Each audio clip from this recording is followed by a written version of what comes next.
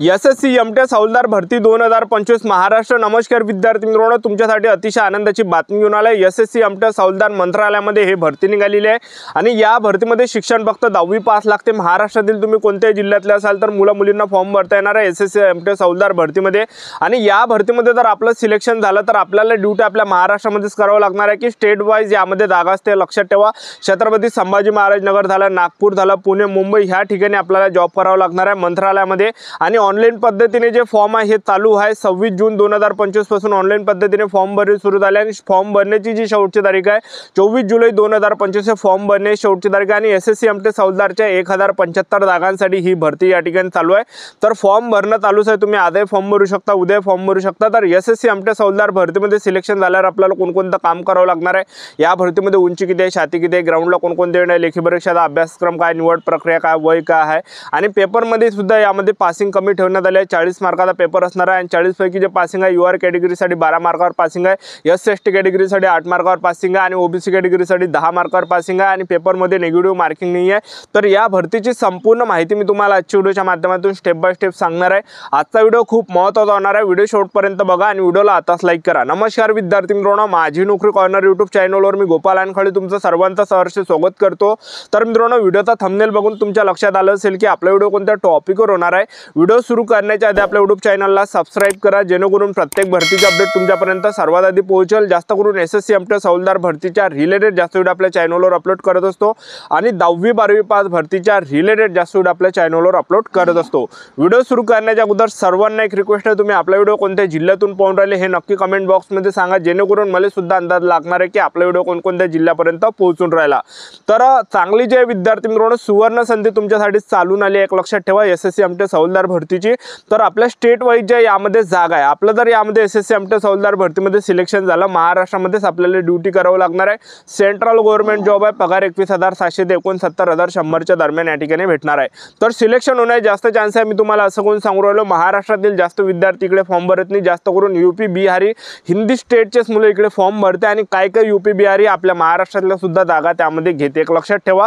तर आतापासून जे चांगली तयारी आतापासून करा, कारण की चांगली जे हे भरती या ठिकाणी चालू आहे आणि ऑनलाईन पद्धतीने फॉर्म या ठिकाणी 26 जून पासून चालू झाले आणि फॉर्म भरणे शेवटची तारीख आहे 24 जुलै 2025 फॉर्म भरणे शेवटची तारीख आहे। तर एसएससी एमटेस हौलदार भरतीमध्ये जर आपलं या भरतीमध्ये सिलेक्शन झालं तर मंत्रालयामध्ये आपल्याला ड्यूटी करावं लागणार आहे। मंत्रालयामध्ये आपल्याला वर्दी वगैरे असणार आहे, खाकी वर्दी असते यामध्ये। इथून 15-20 वर्ष अगोदर एमटेस हौलदारांना जे कामं करायला लागत आहे तर त्यांना जे पाण्याचे जे माठ आहे ते भरून ठेवावं लागेल, त्याचबरोबर कुलरामध्ये पाणी भरून ठेवावं लागेल, हे काही काम याच्या अगोदर करायला लागेल। पण आता एकदम ऑफिशियल झालं एसएससी एमटेस हौलदार, तर एकदम शाई ड्यूटी, एक लक्षात ठेवा 8 घंटेची ड्यूटी आपल्या महाराष्ट्रामध्ये ड्यूटी असणार, एक लक्षात ठेवा, ठीक आहे। तर मंत्रालयामध्ये आपल्याला काम करावं लागणार आहे, जे सडक मंत्रालय झालं, परिवहन मंत्रालय झालं, रक्षा मंत्रालय झालं, जेवढे पण मंत्रालय त्यामध्ये आपल्याला काम करावं लागणार आहे, एक लक्षात ठेवा, ठीक आहे। आणि त्याचबरोबर एसएससी एमटेस हौलदार भरतीमध्ये वयोमर्यादा जर विचार केला तर 18 ते 27 वर्षापर्यंत आपल्याला यामध्ये फॉर्म भरता येते। एससी कॅटेगरीचे असाल तर 18 ते 32 वर्षापर्यंत फॉर्म भरता येणार आहे। ओबीसी कॅटेगरीचे असाल तर 18 ते 30 पर्यंत आपल्याला यामध्ये फॉर्म भरता येणार आहे। त्याचबरोबर तुम्ही ओपन कॅटेगरीचे असाल तर 18 ते 27 वर्षापर्यंत आपल्याला या भरतीमध्ये फॉर्म भरता येणार आहे। आणि आपलं जे वय मोजलं जाणार आहे, गणलं जाणार आहे 1 ऑगस्ट 2025 रोजी आपलं वय मोजलं जाणार आहे, गणलं जाणार आहे। फीचा जर विचार केला, जनरल ओबीसी कॅटेगरीसाठी 100 रुपये फी ठेवण्यात आली आहे। एससी एसटी पीडब्ल्यूडी त्याचबरोबर एक सर्व्हिसमॅन, त्याचबरोबर महिला उमेदवार कोणत्या कॅटेगरीचे असाल, एससी एसटी ओबीसी डब्ल्यूएसएनटीव्ही जो पण एसबीसी एससीबीसी ह्या कॅटेगरीसाठी 1 रुपया सुद्धा फी लागत नाही। पहा, एसएसटीला फी लागत नाही, पीडब्ल्यूडी कॅटेगरीला फी लागत नाही, माजी सैनिकांना फी लागत नाही, महिला उमेदवारांना सुद्धा फी लागत नाही, लक्षात ठेवा। तर जास्तीत जास्त फॉर्म भरा या ठिकाणी। आणि एसएससी एमटेस हौलदार भरतीमध्ये पगार सुद्धा 21,700 ते 69,100च्या दरम्यान भेटणार आहे। आणि एसएससी एमटेस हौलदार भरतीमध्ये निवड प्रक्रिया जर पाहिलं तर पहिल्या टप्प्यामध्ये आपलं काय असणार आहे, यामध्ये लेखी परीक्षा, दुसऱ्या टप्प्यामध्ये आपलं ग्राउंड, तिसऱ्या टप्प्यामध्ये डॉक्युमेंट व्हेरिफिकेशन, चौथ्या टप्प्यामध्ये मेडिकल, अशी संपूर्ण निवड प्रक्रिया एसएससी एमटेस हौलदार भरतीची। तर सर्वात पहिल्या टप्प्यामध्ये आपलं काय असणार आहे, यामध्ये पेपर असणार आहे। तर पेपर हा 2 पेपर आहे आणि एकाच दिवशी पेपर होणार आहे। सेक्शन 1 सेक्शन 2 अशा प्रकारे पेपरला नाव दिलं जाणार आहे, म्हणजे पहिला पेपर दुसरा पेपर अशा प्रकारे। पहिला जो पेपर आहे तर पहिल्या पेपरमध्ये पासिंग खूप कमी ठेवण्यात आले आहे। महाराष्ट्रातील प्रत्येक विद्यार्थी पहिला पेपर असाच पास होऊन जाते असं कोण सांगू राहिलो।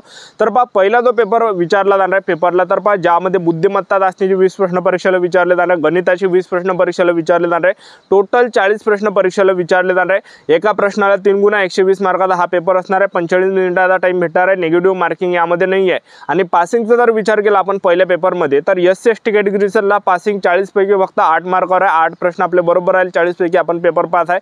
ओबीसी कॅटेगरीसाठी 10 मार्कावर पासिंग आहे. यूआर कॅटेगरीसाठी फक्त 12 मार्कावर पासिंग आहे. एवढी यामध्ये पासिंग कमी ठेवण्यात आली आणि पेपरमध्ये निगेटिव्ह मार्किंग नाही, तुक्के आपल्याला मारायचे. तुम्ही जर गणित बुद्धिमत्ता केला नाही, अभ्यासही केला तरी काही प्रॉब्लेम नाही. असंच आपण तो पहिला पेपर या ठिकाणी पास होऊन जातो. कोणी या ठिकाणी पहिला पेपर पास होते तर यामध्ये लोड आपल्याला पहिल्या पेपरवर नाही घ्यायचा. तर यामध्ये दुसरा पेपर मेन आहे. तर दुसऱ्या पेपरला जे प्रश्न परीक्षेला विचारले जाणार आहे तर 50 प्रश्न परीक्षेला विचारले जाणार आहे, ज्यामध्ये जनरल नॉलेजचे 25 प्रश्न, त्याचबरोबर इंग्रजी ग्रामरचे 25 प्रश्न, टोटल 50 प्रश्न परीक्षेला विचारले जाणार आहे. एका प्रश्नाला 3 गुण आहे. 150 मार्काचा पेपर असणार आहे. 50 प्रश्न परीक्षेला विचारले जाणार आहे. तर अशा प्रकारे आपला हा पेपर असणार आहे. याच्यासाठी सुद्धा आपल्याला 45 मिनिटाचा टाइम भेटणार आहे आणि यामध्ये निगेटिव्ह मार्किंग आहे. 3 सेकंड निगेटिव्ह मार्किंग आहे. तर मेन कॉम्पिटिशन आपलं असणार आहे सेक्शन 2च्या पेपरमध्ये. तर याच्यावरच आपल्या या ठिकाणी मेरिट लागते. मेरिट जे लागते पहिल्या पेपरवर मेरिट नाही लागत, तर दुसऱ्या पेपरवर या ठिकाणी मेरिट लागते. एसएससी आमटेस हौलदार भरतीचं, SC ST OBC EWS open या कॅटेगरीचं.